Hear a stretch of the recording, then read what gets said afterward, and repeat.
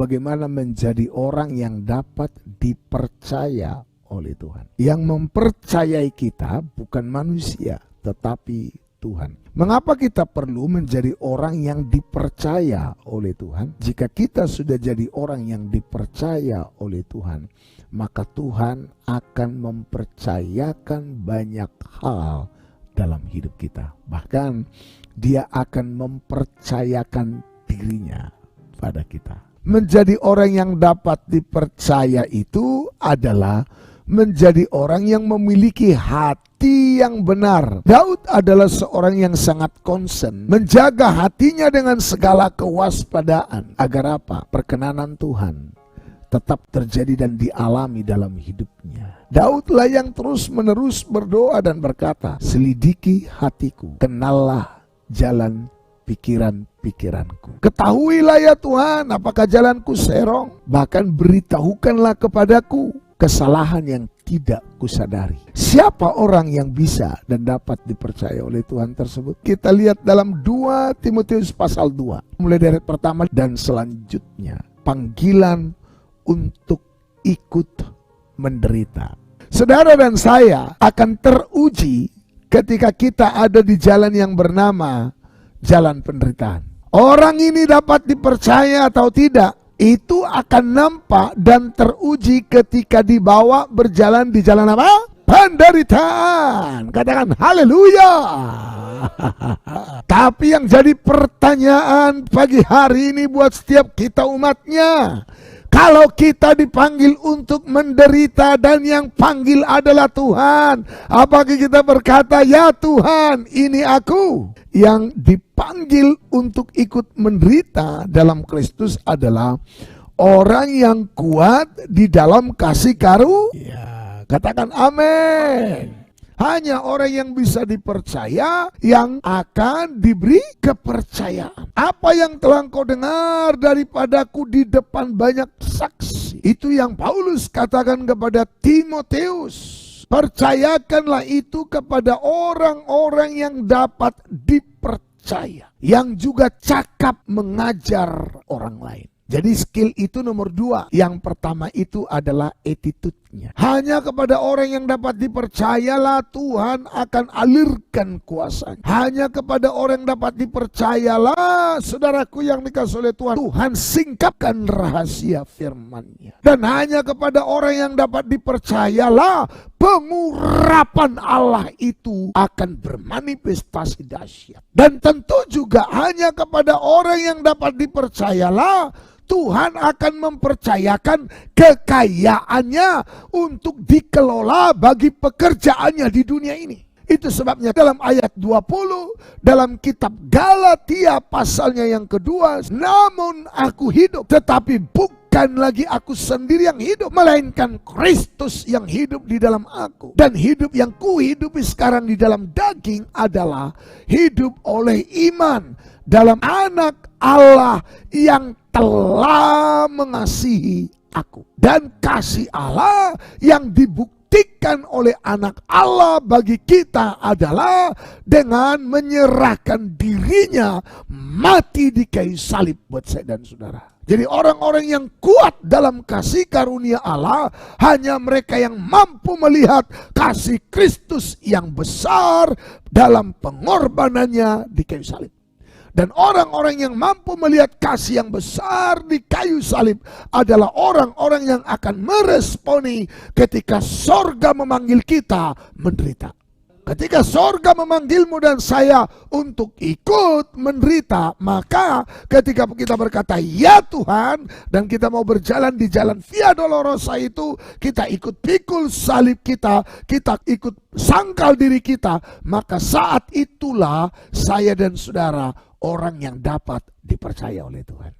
Kalau kita sesama saja, kita nggak mudah mempercayakan sesuatu kepada orang lain, apalagi Tuhan. Yang Tuhan percayakan itu adalah kuasa yang kekal, kebenaran yang sejati, yang tidak akan ditemukan ada dalam dunia. Kalau mau ikut menderita, maka kita harus memposisikan diri kita sebagai seorang prajurit.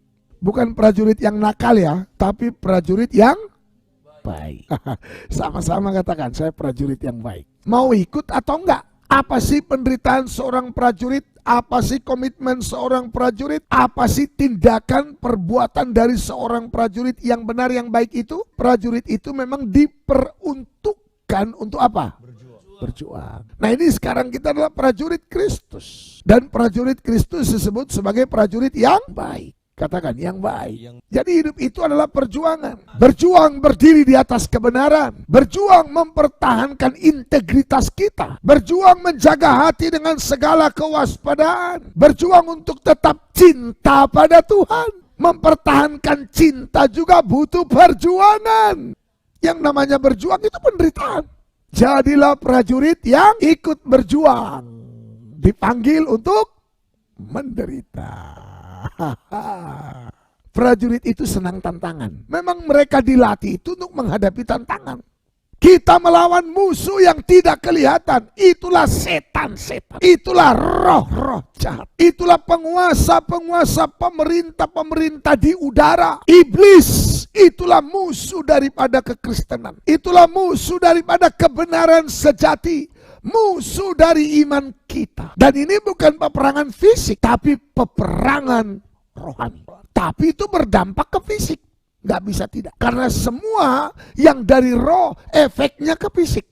Kejahatan itu nggak akan pernah ada kelihatan kalau tidak dimulai dari kejahatan yang ada di dalam roh. Jadi roh-roh jahatlah yang mewujud nyatakan kejahatan itu menjadi tampak dan kelihatan secara kasat mata. Termasuk juga roh kebenaran, roh Allah yang mengerjakan suatu kegerakan, kebaikan, ya, kemurnian, kesejahteraan, dan itu bisa diwujud nyatakan, nampak, tampak di alam nyata. Jadi prajurit yang baik itu adalah orang-orang Kristen yang rohnya hidup, yang rohnya perkasa. Jadi harus punya roh yang kuat. Katakan amin. Perhatikan mesbah ukupannya. Miliki roh yang luar biasa. Agar kita jadi orang yang dapat mempertahankan iman itu juga butuh perjuangan. Ibadah itu juga perjuangan.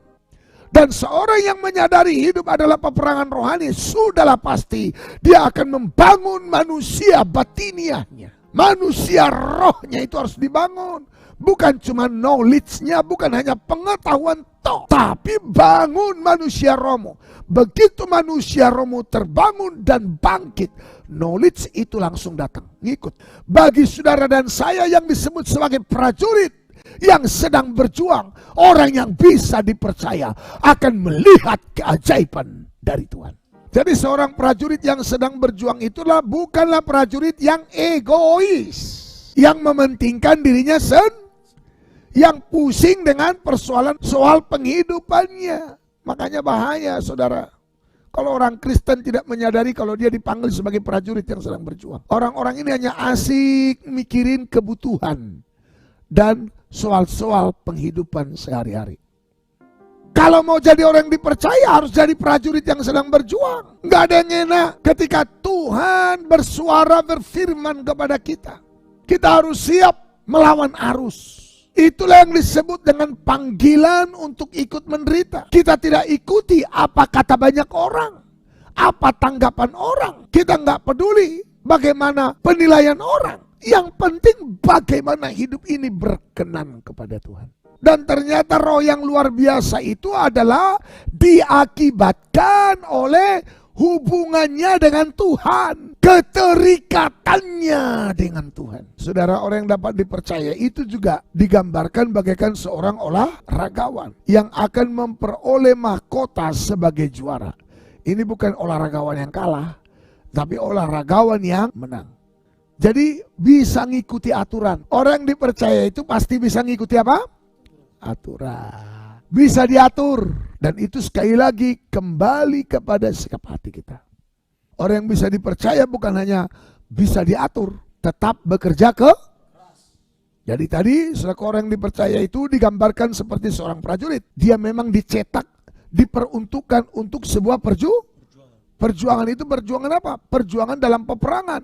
Bukan perang melawan darah dan daging, tapi melawan si jahat, roh-roh jahat, setan-setan, Lalu yang kedua adalah olahragawan. Bisa mengikuti peraturan, bisa diatur. Jadi ada keteraturan, memiliki disiplin hidup. Dan yang ketiga, saudara, yang dikasih oleh Tuhan, orang yang bisa dipercaya itu adalah seorang pekerja keras.